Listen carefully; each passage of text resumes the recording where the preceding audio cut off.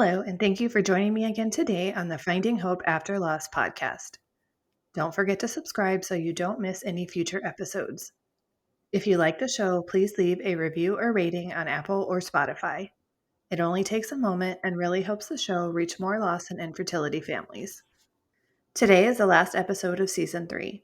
Season 4 will return in May, so be sure to be on the lookout for all the new episodes then. In this episode, I am talking with Jennifer. She discusses her infertility journey, including going through IUI and IVF. She talks about her losses, including a blighted ovum, the loss of her daughter who was diagnosed with trisomy 18, and embryo loss. Jennifer also talks about how she worked for Starbucks in order to be able to afford her fertility treatments. Hello, everyone. Today I am here with Jennifer. Jennifer, can you tell us a little about yourself? Yeah, so my name is Jennifer. I live here in Arizona, Tucson, Arizona. I am a school psychologist part-time, and then the other time I'm with my kids. I have three children, twins. They're three, and one baby, a 3-month-old. I'm still actually on maternity leave. All three children are conceived through IVF. So I have my story is a little bit about both the infertility journey and then also my loss story. You sound pretty busy, especially with 3-year-old twins. Oh yeah, no, it has definitely been busy. He's still waking up at night, which is totally normal and definitely okay with. And it just brings me so much gratitude, that I have for them. And I find that a lot with people, in the community and friends who have gone through similar things. You're even though it's 4 in the morning or 3 in the morning or whatever, and you're like, wow, I am so grateful because I wasn't even sure this could be my future. So Yes, definitely. definitely. Makes you kind of see things in a new perspective. Oh, absolutely, absolutely. Because I've always wanted to be a mom. So to have that realization, like this may not happen for me, it was really jarring. Do you Yeah. mind sharing a little more about your story? Yeah, no, absolutely. So kind of what I said, like I've always wanted to be a mom, and even with my career, even when I was a child myself, I was always working with children. I worked, taught swim lessons to kids. Later on, I went in the field of education. I was a teacher and, worked in a group home for children who are in foster care.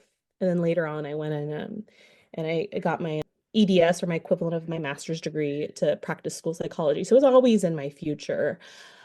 And I started dating my husband and we got married in 2019. So I was 33 at the time when we got married. And I knew that time was not on our side. I was like, I told him right off the bat from our first date, I want 3 to 4 kids. And, we were on the same page. And so I was like, all right, well, once we got married, we were trying for that first baby. And so it was 2019. And that's when I started realizing, like, after the first few months, I was like, wait, okay, like period is still coming just on time, like it always does. This is okay, let's start peeing on some sticks, like ovulation sticks, and, taking my body temperature and doing all of the things. And, things still weren't happening for me. And I knew something was wrong by December 2019, especially when other people started to notice it.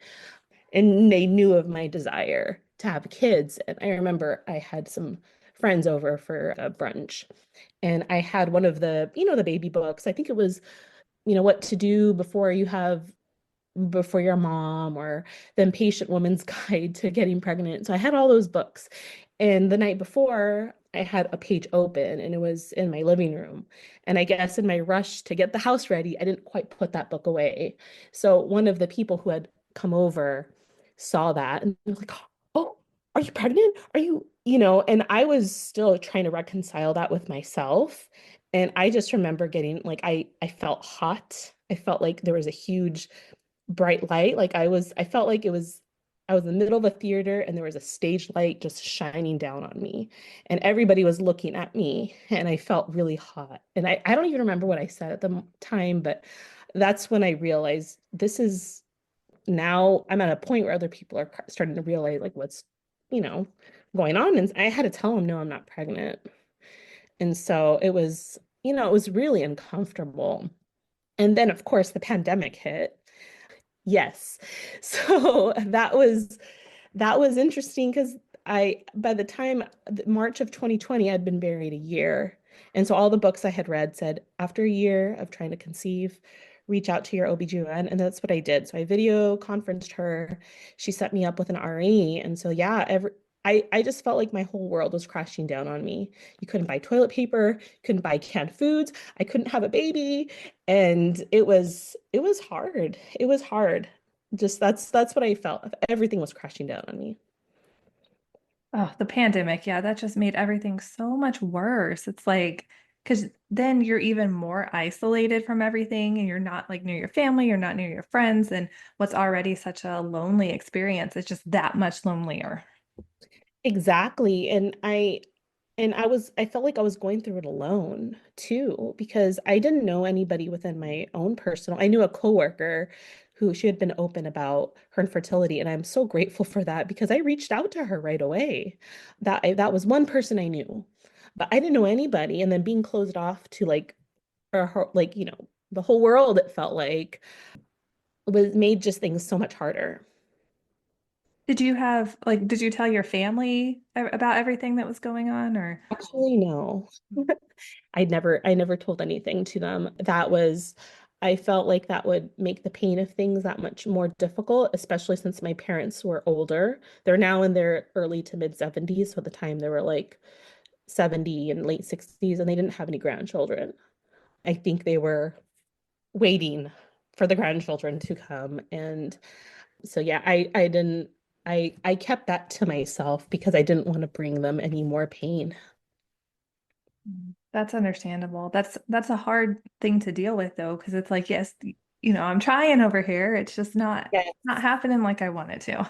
Yeah, and I just learned that I had to find other outlets. So during that time, I actually went to the Resolve website and I started signing up for the support groups. So those were my first, I did find my own people to connect with, and I'm so grateful for that because I really feel like when you're experiencing infertility or even loss, you really need to find your people who get you and you don't have to keep re-explaining things and they understand, they get it. Because I mean, yes, it's helpful to have those supportive friends in your circle that maybe are just there and they're empathetic and they're listening to you, but it just hits differently when you're talking to somebody and they know and you don't have to keep re-explaining yourself. Yeah, definitely. I think, for all the bad things the internet is, the one good thing, well, not the only good thing, but one of the good things is just Yeah. that community and those people, like you mentioned, that you can find. Oh, absolutely. And so that summer, after they did all the diagnostic testing and everything looked great on paper, I was a healthy 34-year-old who should get pregnant any day by now or any time by now, according to the reproductive endocrinologist that I saw at the time. And I was like, okay, like, what's not happening? So yes, I was unexplained infertility. After all the diagnostic work, we talked about it with our doctor and we first proceeded with an IUI. And that was my very first time I ever saw positive pregnancy test. I was very happy. I was excited. I shared it with my husband. I even have a video recording of me like surprising him with a pregnancy test. And I remember thinking, this was it? Like, that's all I needed? No, I needed much more than that. But I ended up, once they started tracking my HSG and seeing my hormones and seeing kind of tracking where it was going, by my third or fourth HCG test, or what do they call it? The word is escaping me right now.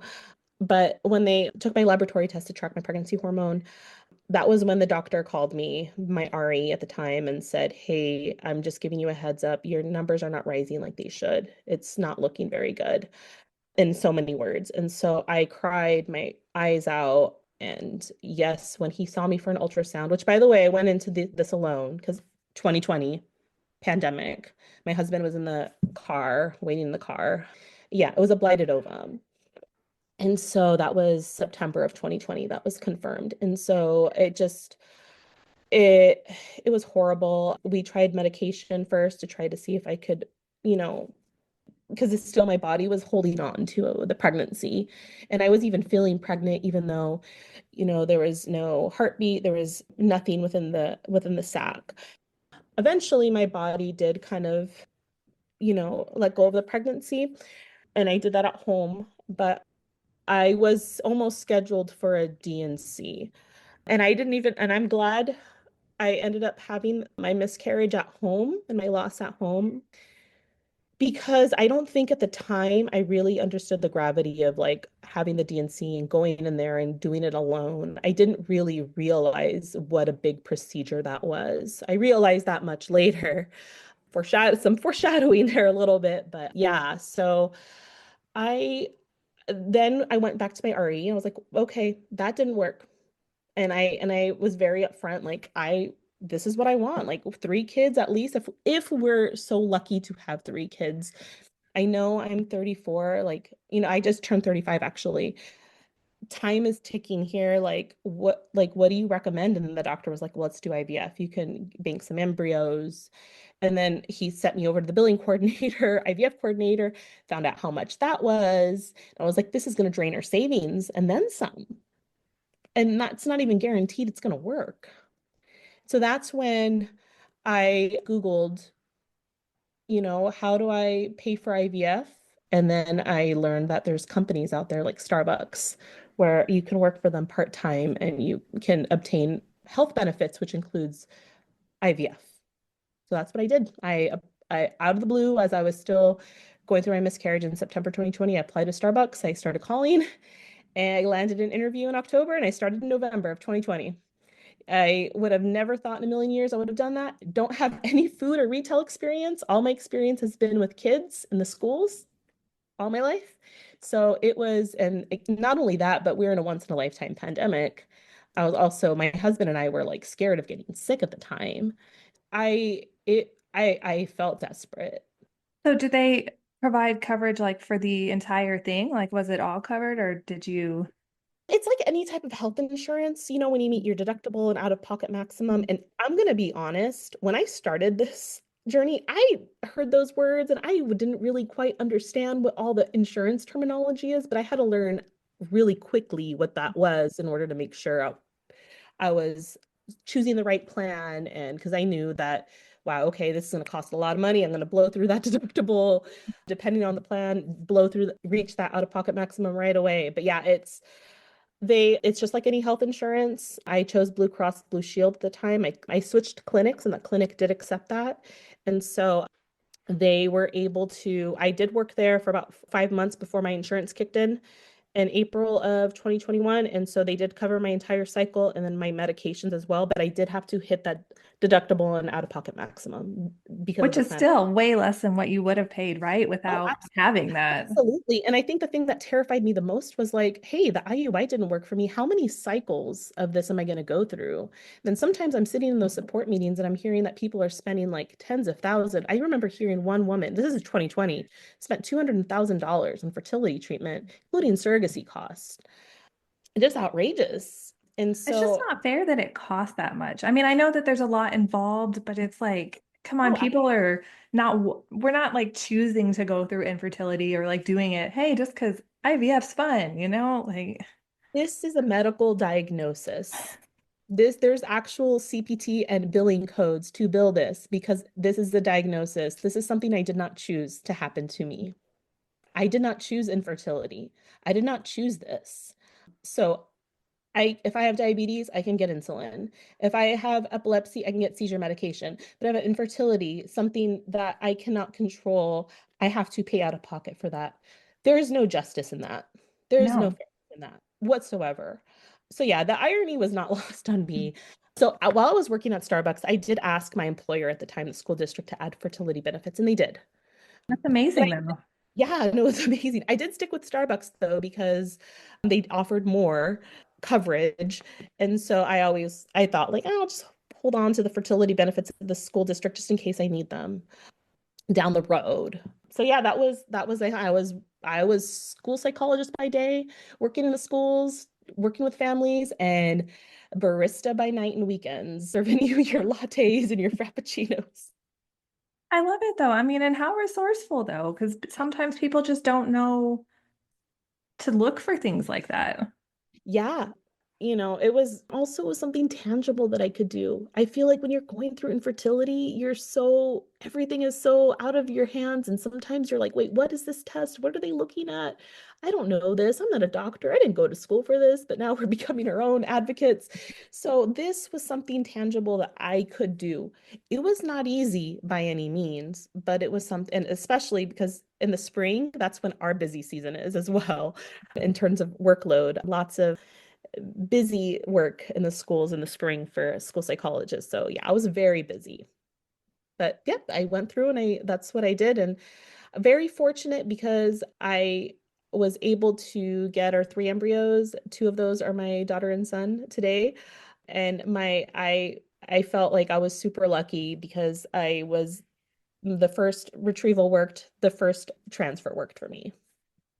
That's amazing. I know that that's not the story for everybody, but I'm glad that that's what it Yeah. was for you.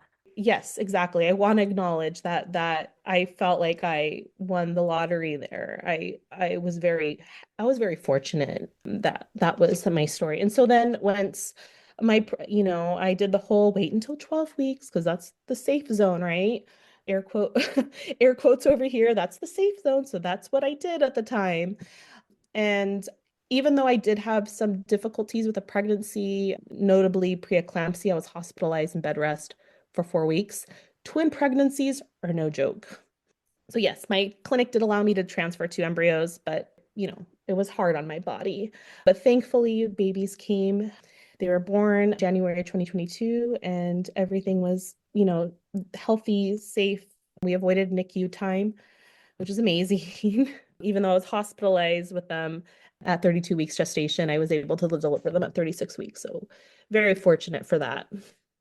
Wow. I mean, not saying that the pregnancy was easy or anything Oh like that, no. but it seems like, at least it worked out as best it could. Yes, yes, absolutely. Absolutely. Having two newborns at the same time, it was definitely a huge learning curve, not only a first-time mom, but that. And so 2022, I was on maternity leave for half the year, and then I was going to return to Starbucks, but I never did. That option is always, I do kind of feel nostalgic a little bit, even though it can get crazy and very busy. I had a great store manager, I had great coworkers, people really looked out for me. So I do miss a lot of the connections that I made during that time. And then when my twins were about 9 months, I noticed that my milk, because I was breastfeeding at the time, I was pumping, my milk was decreasing, and I was waiting for my period to come. And I was like, that's weird. I don't know, like sometimes when you're in that infant baby mode, like you lose track of time. I'm like, when was my last period? I have no idea. My husband was like, take a pregnancy test. And I was like, oh, like, what are you talking about? Like, well, I did, and I was pregnant spontaneously.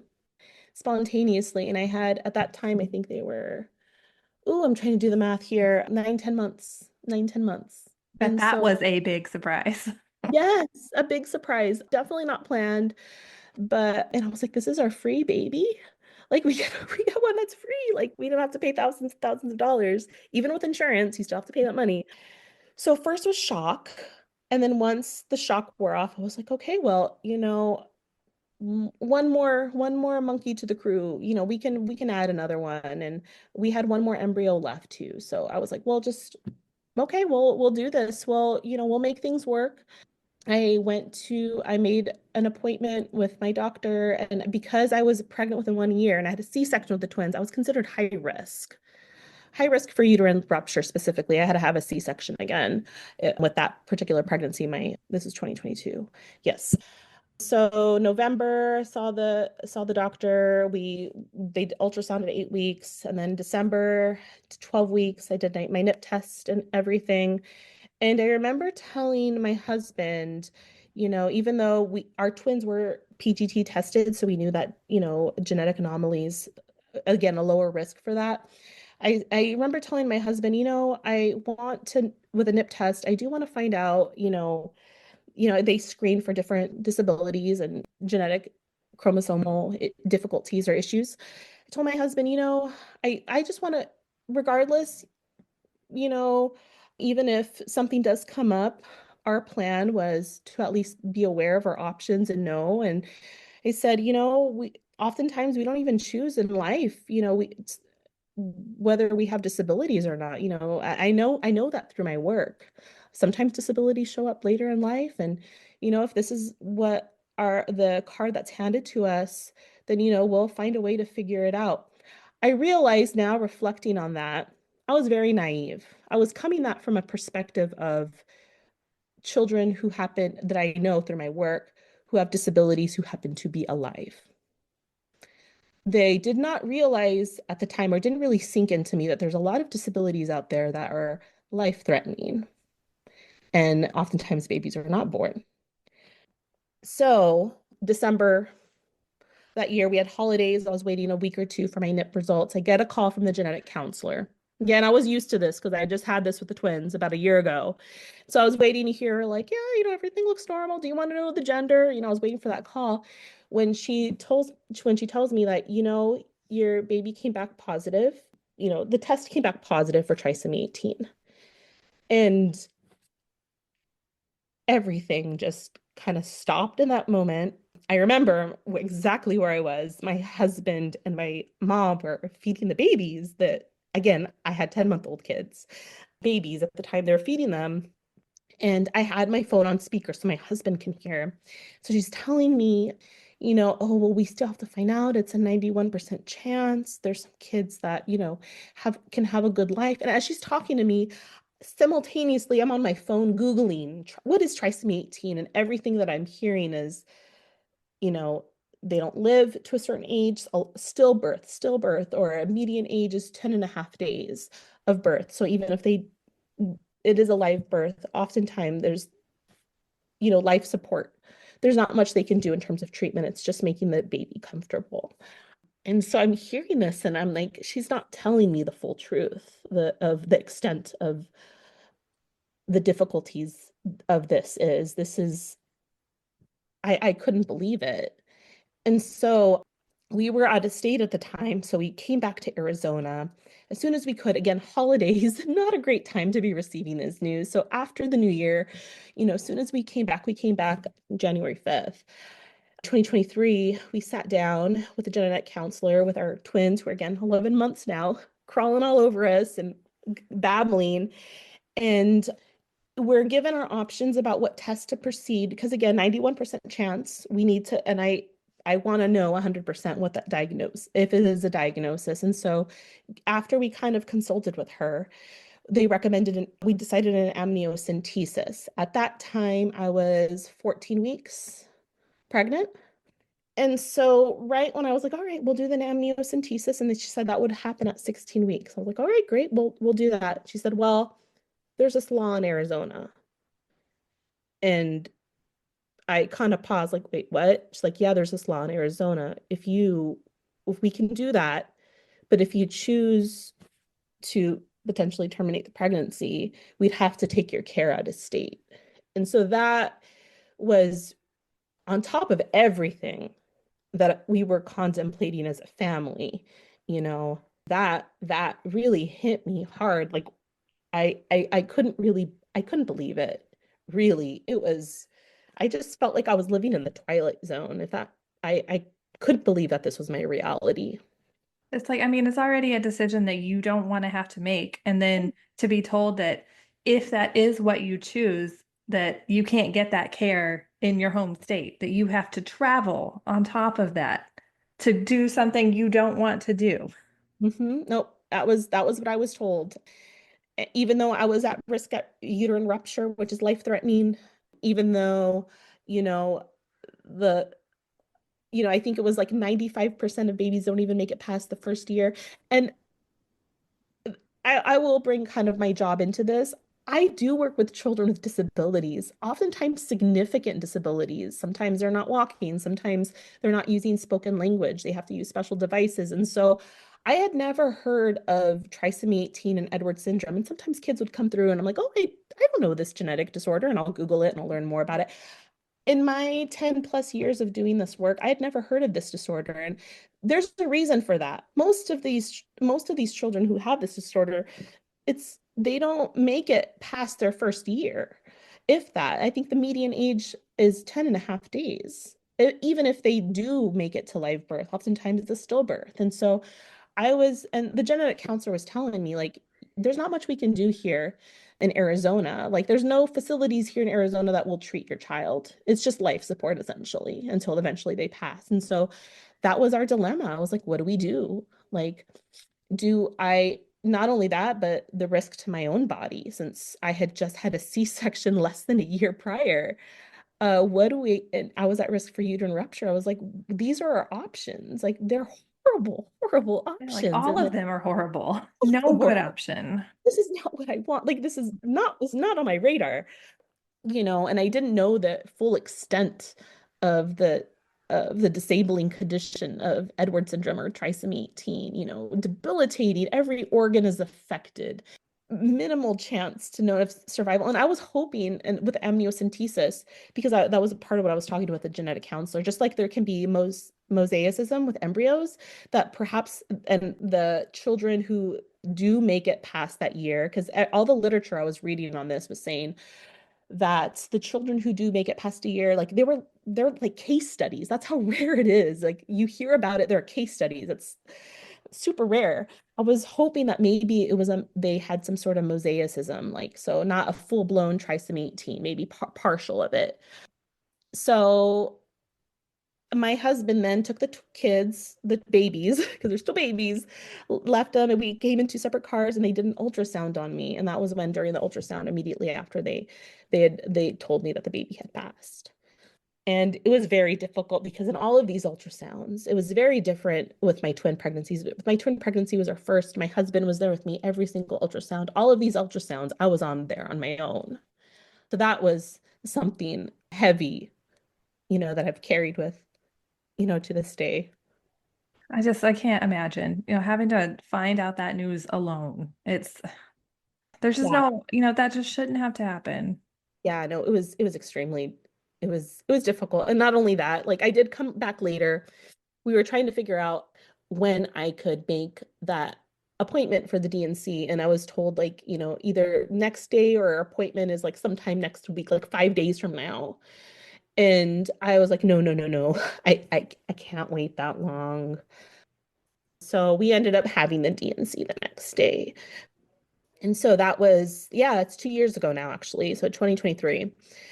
And it just completely changed me. I don't know what else to say. And I want to acknowledge that every loss is a loss, but something about, even when I had the blighted ovum, I didn't, I could rationalize that. I could make sense of that. I'm like, okay, this ultrasound happened, but this baby is not there. I don't see a heartbeat. I don't see anything. Versus this was different. It really hit me. And it was also really hard too, because I wanted to find out, like, with the autopsy, I need to find out whether this is 100% trisomy 18. I need to know why my baby had passed. And then there was a lot of issues that happened with postpartum with the autopsy. I guess the sample that they had used, it was not done correctly. They had done it in formalin, I believe, which made the sample untestable. So I had 3 months, like 2 months later, I wasn't getting a follow up on the results of the pathology report. And then I had a call, and that's when the genetic counselor told me what had happened. And even though we don't have that diagnostic report, it's likely trisomy 18, but that just devastated me even more. And then 2 months later after that, so 4 months after my loss, I found out that I got a random, like, lab report in my chart, and I opened it, and then they did confirm it that it was. I guess they did some testing that I wasn't aware of. They looked at my placenta, which I guess they did have a sample of. So that devastated even more, because I not only found out it was trisomy 18, but I was also finding out that I was going to have a girl. So that was really, really devastating. It was just like I don't know, like it just felt like the Band-Aid kept getting ripped off, ripped off. Well, and what a way to find out too. Just like a random, like, oh, what's this? Oh my gosh. Like, Oh, absolutely. I I definitely made my voice known that I was not happy with how things went. But it was hard process, and not only around that, but like all around me, there were individuals that I know in my life, either friends or family members, who were getting pregnant with baby girls. Yeah. So it I've had was, that same experience. So yeah, it's awful. yeah. I don't think I had time to really process it right away though, because we had one embryo left from our Starbucks round. So we went straight into it and like, okay, all right, let's do this. Let's, do the ERA testing. Let's get ready for our last embryo transfer. And then that embryo transfer didn't work. So again, I had another loss that same year with an embryo loss. And, I reflected on it, and even though I'm so grateful, so grateful, beyond grateful for my two children, something just felt like I need to just give this one more shot. And I think I grieved just having a normal pregnancy because, again, my pregnancy with the twins was just so intense, especially being on hospital bed rest for a month. I just wanted to experience a normal pregnancy too. So we did do another round. End of 2023. I had a retrieval a year ago, actually, January 2024. I was able to get an embryo, and I have my son today, my third child. So my 3-month old currently. So very happy. The pregnancy was very, even though as happy as I was, it was also psychologically difficult for me because what do you do? Like I didn't tell people right away that I was pregnant. We did like the transfer secretly, even though people knew, like I was very at this point very outspoken about my experiences.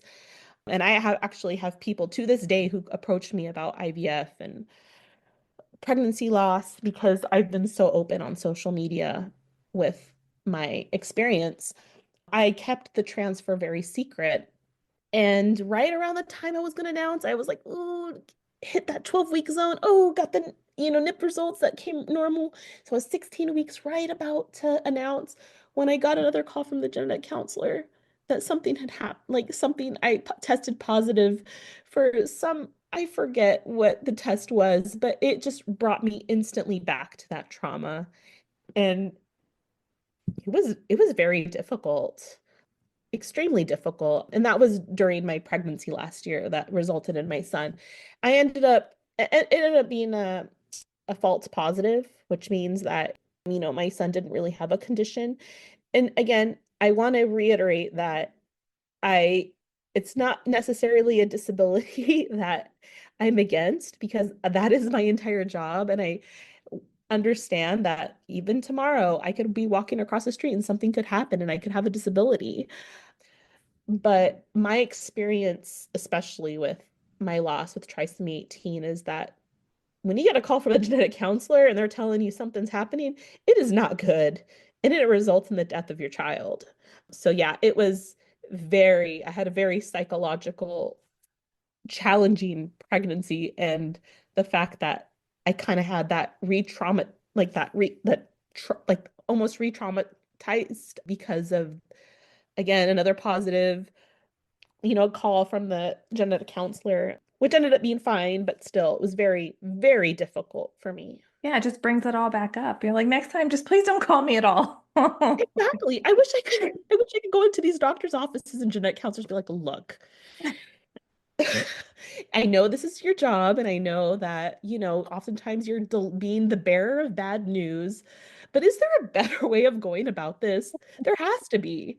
I mean, in my own job, sometimes I'm the bearer of bad news. And now in my job, I'm not, giving life, threatening news to children, to families about their children. But oftentimes I do see families get emotional when I tell them, test results looks like your child might have autism or ADHD. Like I do see families cry and break down from that because their life and their idea of what their child would look like is different from what they imagined. But I try to do that with as much sensitivity as possible, and I as I just felt like the way that these results were relayed to me was not sensitive at all. I don't know. Some doctors, like, I don't know if they get any training on this, on like how to break bad news or like how to, but I feel like they should. They should, right? Like they should have some sort of like at their annual conference, like breaking Yeah. the bad news. And I think it should be taught by patients who received bad news Yes, in like a bad way. exactly. Hey, you're giving me an idea for some sort of training. I know. Watch, I'm going to be submitting a proposal at the conference for maternal fetal medicine, like breaking the bad news. Yes, you should definitely. It's needed. This is this is where genetic counselors or one of their I'm not entirely sure what what that conference would be, but like you're getting me some ideas over here. Well, yeah, I mean, because I had the same kind of thing with like my MFM who told me that Jasmine had, well, she told me both bad news about the congenital diaphragmatic hernia and later about the mosaic trisomy 15. And it was just like, I don't understand, first of all, what you're telling me because you're not being clear about it. You're not Mhm. really telling me what it means. And you're not telling me anything except this is what it is. It was just like not great. Yeah, no, it's hard, and I really am trying to be sensitive because I also can kind of understand like from the provider perspective, and sometimes you just see so many patients and it's just like another Tuesday to them, whereas for us our whole world has come crashing down. But there has to be a better way of going about this and doing it a little with more sensitivity, whether that's a grief counselor or somebody with them that way that is with the family to sit with the news. Because I think the doctors are trained in the doctor stuff. They're not Right. trained in necessarily the psychological Yeah. aspect of it. And so, which on one end, I understand that, that's not necessarily part of their training, but if it's not going to be part of their training or if they're not going to receive training on it, well, what can we do to support families and to support individuals, especially when they're in these high risk type environments like MFM doctors or MFM offices or fertility clinics, where oftentimes that's where we are hearing the bad news. Right. Yeah, Yeah. definitely those places where you know it's going to show up more than once for them. Exactly. Exactly. So I think there can be some proactive things that strategies or recommendations that we can provide, but I sympathize because with your story, because that's just so that also happened to me. Things were not delivered in a sensitive manner. So to me, that is more a reflection of systematic issues. Our our difficulties is that's not we're not in isolation, we're not alone, we're in this together. This has happened to many of us across the nation from multiple states. So Yeah. there's something there that does need to be, addressed. I know now you're making me want to go out too. Like, all right, what can I do Right? to change this? What can we do? We're in this together, Sarah. What can we I do? know. What Yeah, training? let's think about this, brainstorm some. Right? No, honestly, yes. So do you plan to, or I mean, I know your kids are still young, but do you plan to talk about your daughter with them when they're older? Yeah, I do plan on talking about her, and there's there's times where it does come to light in terms of like anniversaries. It was the second year we just passed that of the procedure or her birthday. It's like, wow, I should have like a year old child right now. Sometimes the gap even between the kids, I know it doesn't seem like a very large gap, between my twins being 3 and a baby. I know there's much larger gaps in that, but there's also other people who I know who were pregnant around the same time I were, and then they got pregnant a lot sooner and were able to carry that baby to term and a live birth. So those are all little reminders of, that's usually when it kind of hits me, either the anniversaries or when I kind of see the reflection, or even again, a lot of those baby girls that were born right around that time, that she should have been born. Though that's also another reflection of like, wow, she would be right about that age right now. I think people don't think about that too. I have my age gap between my oldest and then I had 3 losses and then I had my rainbow and then I ended up having my third daughter. So 4 kids total. But yeah, the difference between those two is 5 years. And all the time I get, oh, you waited so long in between them. Like, all these kind of comments. And I'm like, if only you knew the Yeah. infertility and the losses I had between them. Yeah, and sometimes, I don't really feel like getting into it and telling people Mhm. like, oh, and especially with twins, we're like a boy, girl, like, wow, lucky. And I'm like, yes, it was luck. Wink, wink over here. But I just sometimes I'm open about it and I am more open about it than not. But then there's some times where I just like one time I was at the zoo and like one lady was like, "Oh, are they natural?" And I'm like, "What do you mean they're natural? I mean, they're humans. I don't, They're I human gave beings. birth to them. I don't, You're a Homo sapiens." Like, people are just weird sometimes. yeah, so you just get these weird comments, and I just like any fertility questions are just like off the table for me. I'm like, just wait until that comes. But I really, really sympathize with with just infertility and loss, and even with my son who's now a beautiful, health, like smiling, little giggling 3-month old. I didn't tell my own mother until I was like 20 weeks, 21 weeks, 22 weeks. It was hard. It was really hard for me to then come and be feel like it was safe enough for me to announce the pregnancy, because unfortunately, last time I announced a pregnancy, again, at that 12-week safe zone, I had to unannounce a pregnancy. Yeah, And that is hard. That is hard. that is Wouldn't wish the it on worst. anybody. Yep, it's the worst. I did it in one fell swoop. I did a social media post. I was like, I don't want to I keep did reiterating too. it. You did too, yeah. It was just the easiest thing. Even for people who didn't know I was pregnant, that's how they found out. And I was like, now everybody knows. Everybody knows I'm grieving. Everybody knows I'm hurting. It's Now not a you're like, secret. now I can go in my corner and you can all leave me alone, right? I can just go cry Yeah. over here and you can just not talk to me.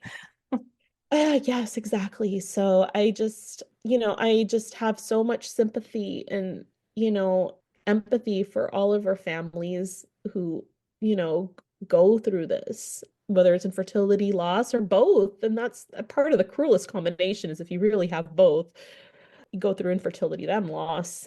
But, it's just, my heart goes out to everybody. And I know there's people in my life to this day who, come to me and approach me, if maybe they're newly diagnosed or they're experiencing something. And, I welcome that because I want there to be less stigma around this. Because people are happy for the babies, but when the babies die, then suddenly it's like a taboo topic. Like, ooh, I don't want to talk about that. I don't want to. And, relationships has changed. Things have changed since my journey on this. And I have learned that that is not uncommon. It's a common thread between a lot of us within the infertility and loss communities is that relationships change, sometimes with spouses or partners, and oftentimes it can be with friends, with family members, you know. And that's just something that we have to find our community. We have to find our groups. We have to find those people that we can connect with and who allow us to, share stories, to grieve and listen to us. Yeah. And I love that you've made yourself available to be that person for people. Yeah. Yeah, no, absolutely. Absolutely. And it's nice. I've had it a couple times I've had it where it's like more of like a dump. And, I don't want it to necessarily be like a dump. Like it's more of like a supportive network. Like we're here for each other type of thing. Yeah, no, I know what you mean. Yeah. Sometimes it's like, okay, that's too much. Like, I'm here for you, but Yeah, yeah. No, so because it can be draining on you too when yeah, no. you're the one that everybody goes to. Like you want to be there for them, but at the same time, it's just emotionally draining. Oh yeah. Yeah, just with boundaries, having to put up those boundaries and or even with because I have been involved in some advocacy with IVF, with the Alabama ruling that happened last year, right around the time that I was going through my FET with my now baby, and even with my pregnancy loss, I have done some advocacy network. So now in Arizona, the law has changed. So now it's up to 24, 26 weeks. I have to look at the legislation, but basically what happened to me would have never happened, and I would have never been put in that position again. So I did come out publicly, and I did share there was an article written about my story. And then there was a TV segment that highlighted my time working at Starbucks for fertility benefits. So I have been outspoken about this, and I am very happy and proud that I have done that. But I know sometimes, especially with the medical for termination reasons or for abortion, sometimes that can be a little bit of a touchy subject.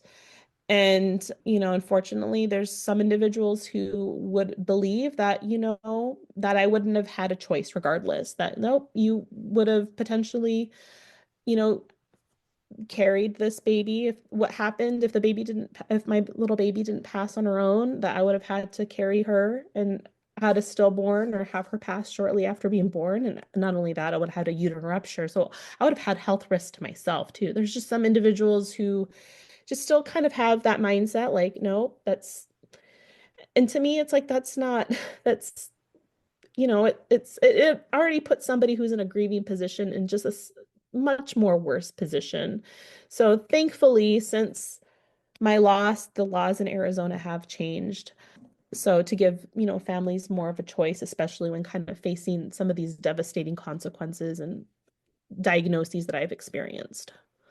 Well, that's at least good news. I mean, Yeah, you gotta look at the silver lining. Point, yeah, it's it's gotta, progress.